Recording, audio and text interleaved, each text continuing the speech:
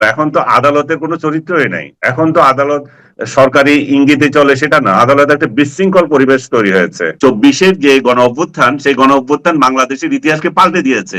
এখন ওরা ইচ্ছে করলে আমাদেরকে ফাঁসি দিতে পারে, আমাদের অপরাধ থাকুক আর না থাকুক, কারণ আমরা মুক্তিযুদ্ধকে সাপোর্ট করছি। আমি তো বাংলাদেশের ইতিহাসে এমন কোন সরকার প্রধান দেখি নাই যে নিজের স্বার্থগুলো এত নির্লজ্জভাবে কাভার করছে, এত নির্লজ্জভাবে আদায় করছে।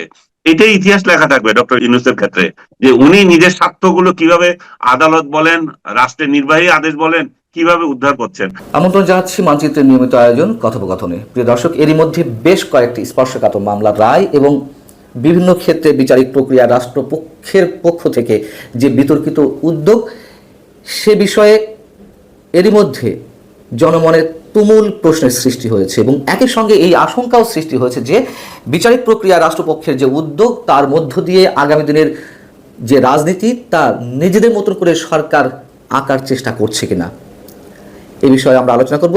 আমাদের সঙ্গে আজকে যুক্ত রয়েছেন সিনিয়র সাংবাদিক আনিস আলমগীর। সাংবাদিক আনিস আলমগীর, আপনাকে স্বাগত জানাচ্ছি। শুরুতেই যে বিষয়গুলো বলছিলাম সে সম্পর্কে আপনার প্রতিক্রিয়া একটু জানতে চাই। শেখ হাসিনার বিরুদ্ধে যে মামলা হবে না সেটা তো আমরা বলতে পারি না, যে কেন তার বিরুদ্ধে মামলা হলো। মামলা তো অবশ্যই হতে হবে যদি তার এভিডেন্স থাকে।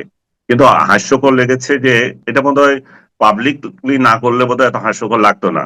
যেখানে এই আদালতে অভিযোগ আনা হয়েছে শেখ হাসিনা আপনার মেট্রো রেলে আগুন দেওয়া, তার টেলিভিশনে আগুন দেওয়া, সড়ক ভবনে আগুন দেওয়া, আমি জানি আরো লিস্ট আরো বড় ছিল।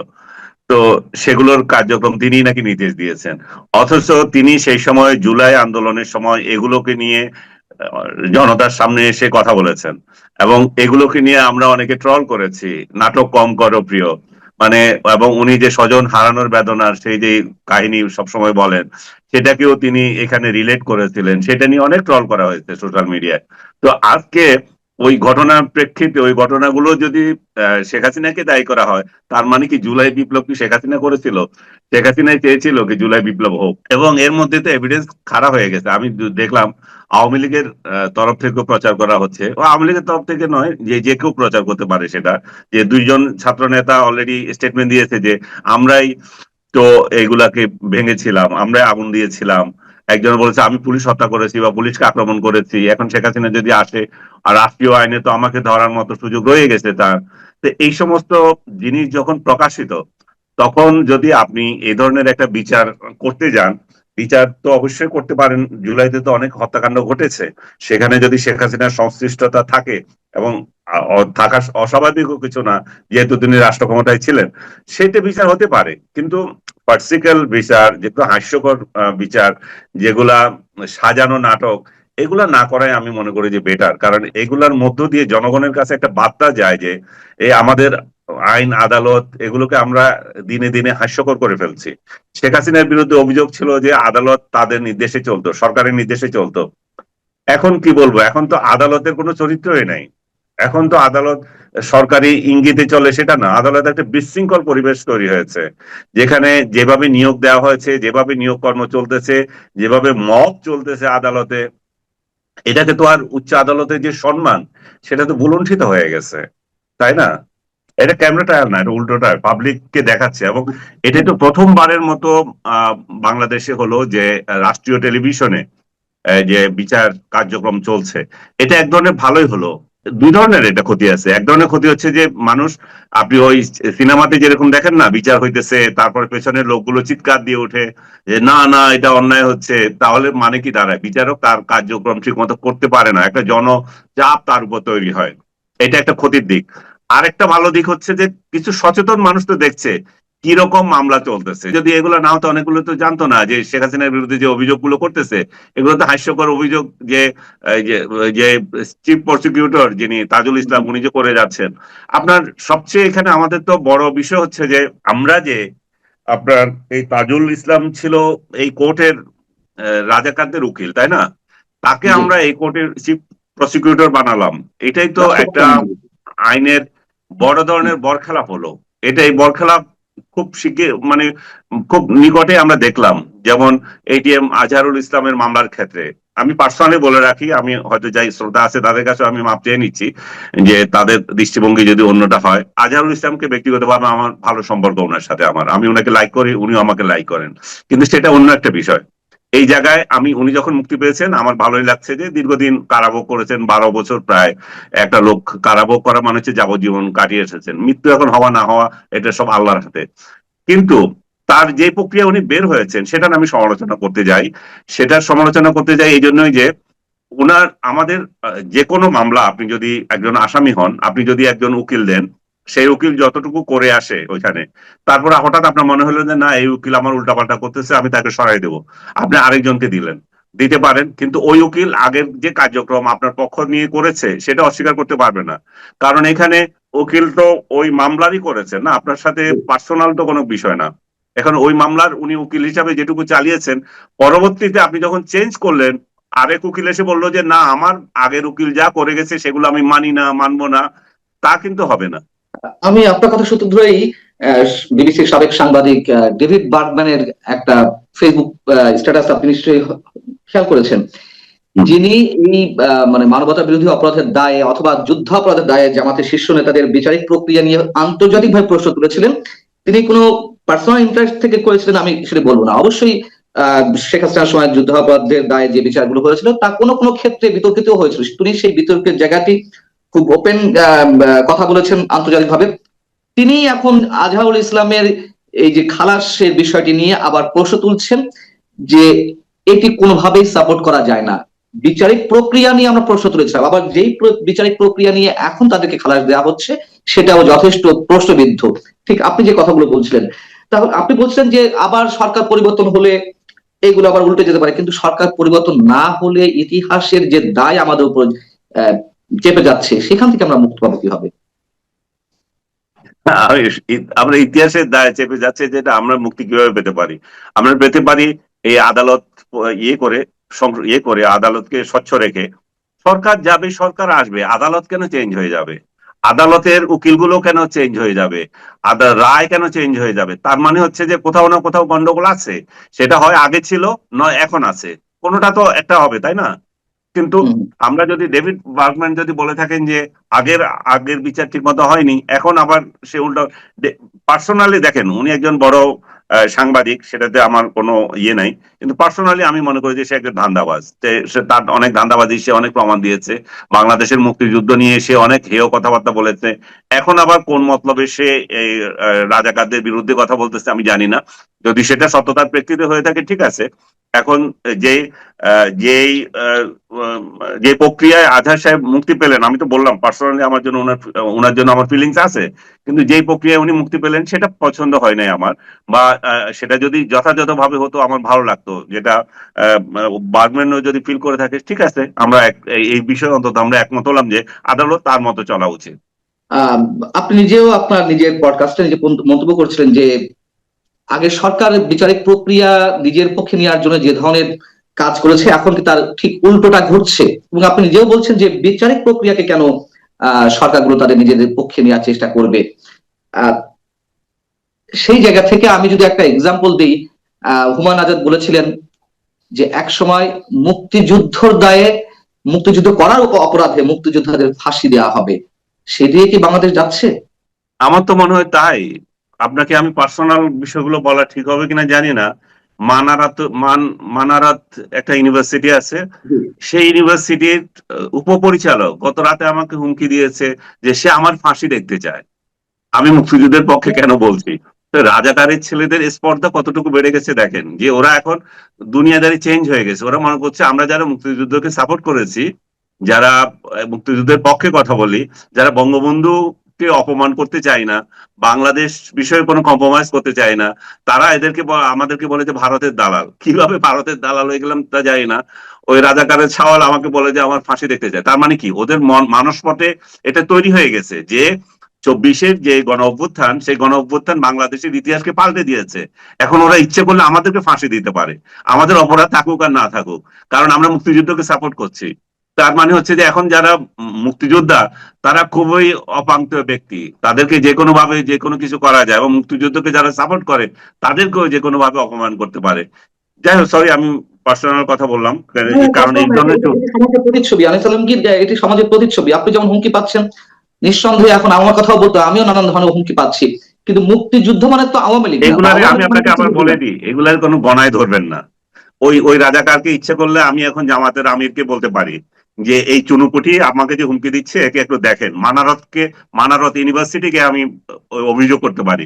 কিন্তু এই সমস্ত চুনুপুটিদেরকে যদি অতিরিক্ত দেওয়া হয়, তাহলে আপনার লোক চাঁদাবাজি করছে না, আপনার লোক মবগিরি করছে, এবং সোশ্যাল মিডিয়ায় মবগিরি করছে, বাস্তবে মবগিরি করছে। এগুলাকে যদি সামাল না দেন এবং যুদ্ধ অপরাধের দায়ে যদি ক্ষমা না চান, ইহ জিন্দিগিতে জামাত ক্ষমতায় আসবে না। এই স্বপ্ন স্বপ্ন দেখেন না এটা, এবং আমাদের কোনো সমর্থন পাবেন না। আমি পার্সোনালি আপনাকে লাইক করি, আপনার ব্যক্তি সম্পর্ক সেটা আলাদা, কিন্তু জীবনে ভোট দেবো না, কারণ আপনাদের চরিত্র যদি এরকমই থাকে। এবং আমি নয় শুধু, আমার মতো বহু লোকে দেবে না। আপনারা যদি রক কাটতে পারেন, গলা কাটতে পারেন, জেলে দিতে পারেন, যেভাবে হুমকি দেন আপনাদের লোকজন দিতে পারে, তাই না? সেটা তো বটেই, কিন্তু আহ এই অবস্থায় যদি সত্যি সত্যি বিচারিক প্রক্রিয়াকেও রাজনৈতিক ঢাল হিসেবে ব্যবহার করার একটা প্রচ্ছন্ন চেষ্টা আমরা দেখে থাকি এবং সবার কাছে স্পষ্ট হয়, তাহলে এই সরকারের অধীনে আগামী দিনে যা মানুষের যে প্রত্যাশা, যেটি নিয়ে এখন সবচেয়ে বেশি ডামাডোলে পরিণত হয়েছে নির্বাচন, সেইটি কিভাবে স্বচ্ছ হবে, সেটি কিভাবে অবাধ সুষ্ঠু হবে? ইভেন আপনি শুরুতে বলছিলেন যে তারেক রহমানের কথা, যে তারেক রহমানের মামলা আবার আদালতে এসেছে, এবং সেটা কি এক ধরনের থ্রেট কিনা তাদেরকে, যে 21 আগস্টের বোমা হামলার মামলার কথা বলছিলেন আপনি। এটা দুইটা দিক আছে। একদিক থেকে এটা থ্রেট, যে দেখো আমরা তোমাকে কিন্তু খালাস দিয়ে দিয়েছি, কিন্তু আপিল করার যদি সুযোগ থাকে তাহলে কিন্তু এখানে আবার ঝুলে রয়েছে, এটা কিন্তু শেষ হলো না। এই আপিল যদি গ্রহণ করা হয় তার মানে এই মামলা কতদিন চলবে ঠিক নেই। আবার অন্য দিক থেকে আছে যে না, এটা হচ্ছে একটা সহি তরিকা তারেক রহমান এবং আদার্সদের মুক্তি দিয়ে দেওয়া। কারণ এটা শুধুমাত্র উচ্চ আদালত খালাস করে নাই, আপিল করেছিল সরকার, সেই আপিলও সরকার হেরে গেছে। তার মানে সরকারের করার কিছু ছিল না। সরকার তার প্রসিডিউরাল রিকোনা যেগুলো ছিল সবগুলোকে ফুলফিল করছে। এখানে কিন্তু আমি মানে এটাকে মনে করি না যে তারেক রহমানের প্রতি এটা অবিচার হচ্ছে, এটা কিন্তু সুবিচার হচ্ছে, যে প্রক্রিয়াটা ঠিক মতো হয়ে যাবে, কিন্তু আমরা এগুলো ফুলফিল করে দিচ্ছি যাতে করে সামনের দিনে আপনার এটা নিয়ে আবার কোশ্চেন না উঠতে পারে।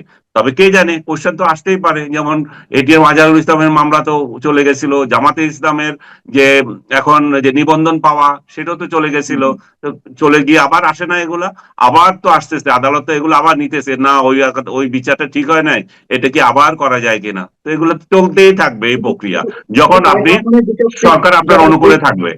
জি, তারেক রহমানের বিষয়টি যাতে যাতে আর কোনো প্রশ্নবিদ্ধ অবস্থা না থাকে, তার একটা প্রক্রিয়া হতে পারে। কিন্তু সার্বিকভাবে যা দেখা যাচ্ছে, আপনি নিজেও যদি আশঙ্কা করছিলেন, সেটাই বেশি তীব্র হওয়ার শঙ্কা কিনা, যে একটা থ্রেট অবস্থায় রাখা, যেহেতু বিএনপি ডিসেম্বরের মধ্যে নির্বাচন চাচ্ছে, বেশি বাড়াবাড়ি করলে একটা খড়গ সামনে ঝুলিয়ে রাখা, এটির সম্ভাবনা কতখানি? আমি তো বললাম সেটাও ইয়ে মানে উড়িয়ে দেওয়া যাচ্ছে না, কারণ এগুলো হচ্ছে আন্ডার টেবিল ডিল। তুমি আমাকে সাপোর্ট করছো, বলছি যে যা দেখা যাচ্ছে সার্বিক প্রক্রিয়ায়, সার্বিক ব্যবস্থায়, তাতে আমরা কোনটা বেশি করে সামনে গ্রহণ করব, যে ন্যায় বিচারের আমি দুইটা বিষয়টি আমি নাকি? দুইটাকে 50-50 ধরছি। তো দুইটাই আছে, কিন্তু দুইটা একসঙ্গে তারেক রহমানের অনুকূলে যেতে পারে, দুইটা একসঙ্গে তারেক রহমানের বিরুদ্ধে যেতে পারে। কারণ তারেক রহমানের বিরুদ্ধে যদি যায় তার মানে হচ্ছে এটা আদালত চলুক, আর তারেক রহমানের পক্ষে যদি যায় তাহলে এটা আমি আপনার কিন্তু উপরেটাও হালাল করে দিলাম। এবং এটা নির্ভর করছে তারেক রহমানের থ্রেট কতটা সরকার গ্রহণ করবে কি করবে না, তারেক রহমান কতটা কম্প্রোমাইজ করবে তাদের সাথে। আজকে এটা পরস্পরের লেনদেনের বিষয় হতে পারে, এবং হয়েছেও। তারেক রহমান যে আপনার এতগুলো মামলা থেকে মনে করেন খালাস পেয়ে গেলেন, তারেক রহমান, বাবর এন্ড আদার্স, এটা কিন্তু বড় বড় ডেঞ্জারাস মামলা ছিল, তাই না? এখন এখন তারেক রহমান দোষী কি না দোষী সেটা হচ্ছে অন্য বিষয়, কিন্তু মামলা থেকে তো উনি খালাস পেয়েছেন, সেটা তো সত্য। এবং সে একই কায়দায় আপনি যদি খালেদা জিয়ার বিরুদ্ধে যে অন্যায়ভাবে মামলা করেছিল, অবশ্যই সেটা অন্যায় ন্যায় যদি যেটাই হোক, উনি তো ভোগ করেছেন, সাজা ভোগ করেছেন এবং ভোগরত অবস্থায় ছিলেন, সেটাকে প্রত্যাহার করা হলো। ইভেন এবং আরো বড় বড় মামলা যেটাই হোক, ইভেন জামাতকে যেটা এখন উপহার দেওয়া হলো, তো সবগুলো তো ডিলের মাধ্যমে হচ্ছে না, তো লেনদেন প্রক্রিয়া এগুলা। লেনদেনে কোথাও যদি গোলমাল হয়ে যায়, হইতে পারে, ঝামেলা হতেই পারে তখন। এবং এই আদালতকে তো আবার শুধুমাত্র আমরা যে বিরোধী দলকে উনি কাজে লাগাচ্ছেন সেই জন্য বলছি তা না, আদালতকে তো ডক্টর ইউনূস নিজের কাজেও লাগিয়েছেন, তাই না? নিজের মামলাগুলো, নিজের কর্মচারীদের মামলাগুলো সবগুলোই তো উনি প্রত্যাহার করে নিয়েছেন, এবং নিজের একটা ভ্যালিডিটি নিয়েছেন উচ্চ আদালত থেকে, যে উনি কিভাবে ক্ষমতায় থাকবেন, এবং উনি যে কর্ম করছেন, আরো কত কিছু যে উনি যা করছেন। মানে আমি তো বাংলাদেশের ইতিহাসে এমন কোন সরকার প্রধান দেখি নাই যে নিজের স্বার্থগুলো এত নির্লজ্জভাবে কাভার করছে, এত নির্লজ্জভাবে আদায় করছে। এটাই ইতিহাস লেখা থাকবে ডক্টর ইউনূসের ক্ষেত্রে, যে উনি নিজের স্বার্থগুলো কিভাবে আদালত বলেন, রাষ্ট্রের নির্বাহী আদেশ বলেন, কিভাবে উদ্ধার করছেন। এই যে বিচার হচ্ছে, যে শুরুতেই যে কথা বলছিলেন যে যুগ পাল্টে গেলে কি হয়, তো দেখেন হাসিনা কি ভেবেছিল তার তার বিরুদ্ধে এইভাবে হবে, শেখ হাসিনাকে এই এই আদালতে দাঁড়াতে হবে বা আদালতে তার মামলা উঠবে। সে একই কায়দায় ডক্টর ইউনূস কি ভাবছেন যে উনি সামনের দিন ওনার কিভাবে যাবে? আমরা তো কেউ জানি না ডক্টর ইউনূসের পরিণতি শেখ হাসিনার থেকে আরো 100 গুণ বেটার, মানে বেশি হয় কিনা, তাই না? আম, আপনার কাছে আমার শেষ প্রশ্ন, ডক্টর ইউনূস প্রসঙ্গ যখন নিয়ে আসলেন এবং সাম্প্রতিক সময় তার যেই বক্তব্য অনেক বেশি সমালোচিত হচ্ছে, তিনি জাপানে একটি অধিবেশনে বললেন, সম্মেলনে, যে একটি রাজনৈতিক দল শুধুমাত্র চায় ডিসেম্বরের মধ্যে নির্বাচন, আর কেউ চায় না। এটির ব্যাখ্যা প্রধান উপদেষ্টার প্রেস উইং থেকে দেওয়া হয়েছে পরবর্তীতে অনেক বেশি সমালোচিত হওয়ার পরে, যে না, তিনি আসলে বলতে চেয়েছেন বড় রাজনৈতিক দলগুলোর মধ্যে একটি দল শুধুমাত্র ডিসেম্বর নির্বাচন চায়। এটি আপনার কাছে কতটুকু লজিক্যাল মনে হয়, এই ব্যাখ্যাটি? হয় তাৎক্ষণিকভাবে বলতে পারে একটি দল চায় না, কথার কথা হয়তো বলে ফেলেছে, যেহেতু এটা প্রমিনেন্ট পার্টি, এবং পরবর্তী পর্যায়ে যখন দেখলো গণফোরাম, বাসদ, সিপিবি এবং আর অন্যান্য দলগুলো বলছে যে না, এটা তো ঠিক না, একটা দল শুধু রাজনীতি ইয়ে ডিসেম্বরের মধ্যে নির্বাচন চায়, তখন তাদের সুর পাল্টে গেছে, তখন এটা পরিবর্তিত হয়েছে। এবং এটা তো অবশ্যই অযৌক্তিক কথা। ইভেন একটা দলও যদি চায়, সেটাকেও তো আপনাকে কাউন্ট করতে হবে, কারণ এখন মাঠে আওয়ামী লীগ নাই, আওয়ামী লীগকে আপনি নির্বাচনে পাঠিয়ে দিয়েছেন, আর মাঠে দল আছে 2-3টা বড় ধরনের দল। দল বলতে নিবন্ধিত দল তো ওই দিন পর্যন্ত একটাই ছিল, বিএনপি আছে, জামাতও তখন নিবন্ধন নিয়ে স্ট্রাগল করছে, এবং আপনার এনসিপি তো এখনো নিবন্ধন পায়ই নাই। আপনার কাছে আমার সব শেষ প্রশ্ন, এক লাইনে একটু উত্তর চাই। সেটি হচ্ছে যে বর্তমান সরকারকে অনেকে এরই মধ্যে প্রকাশ্যে ফ্যাসিস্ট বলা শুরু করেছে। যেমন মির্জা আব্বাস বলেছেন যে আমরা আগেই ধারণা করেছিলাম ফ্যাসিস্ট ফ্যাসিস্ট বলতে বলতে অন্য কি এখন এই সরকারি ফ্যাসিস্ট হয়ে যায় কিনা, সেটা এখন দেখা যাচ্ছে। অধ্যাপক আনু মোহাম্মদ বলেছেন যে ফ্যাসিস্টের আগমনী ধ্বনি শোনা যাচ্ছে। আহ আসলে কি আপনার কাছে তেমনটি মনে হয়? আর যদি তাই হয়ে থাকে, বাংলাদেশের অদূর ভবিষ্যৎটি কি? সুদূর নয়, অদূর ভবিষ্যতের কথা আমি বলছি। না, আমি ওনাদের সাথে একমত নই। মির্জা আব্বাস বা আনু মোহাম্মদ আরো যারা বলছে ফ্যাসিস্ট, আমি বর্তমান সরকারকে ফ্যাসিস্ট সরকার মনে করি না। আমি মনে করি যে এরা এক ধরনের ইনকম্পিটেন্ট সরকার, একটা অথর্ব সরকার। আমি মনে করি যে ফ্যাসিস্ট আমি বলবো না, আমি মনে করবো যে এদের দূরদর্শিতার অভাব। এরা একটা ইনকম্পিটেন্ট সরকার, এরা আওয়ামী লীগকে নিঃশেষ করতে গিয়ে দেশকে নিঃশেষ করতে চাচ্ছে, এরা জুলাই অভ্যুত্থানকে হাইলাইট করতে গিয়ে মুক্তিযুদ্ধকে ধূলিসাৎ করতে চাচ্ছে। এদের দূরদর্শিতা, এদের বুদ্ধিমত্তার খুবই অভাব। অনেক ধন্যবাদ সাংবাদিক আনিস আলমগীর আমাদেরকে সময় দেওয়ার জন্য।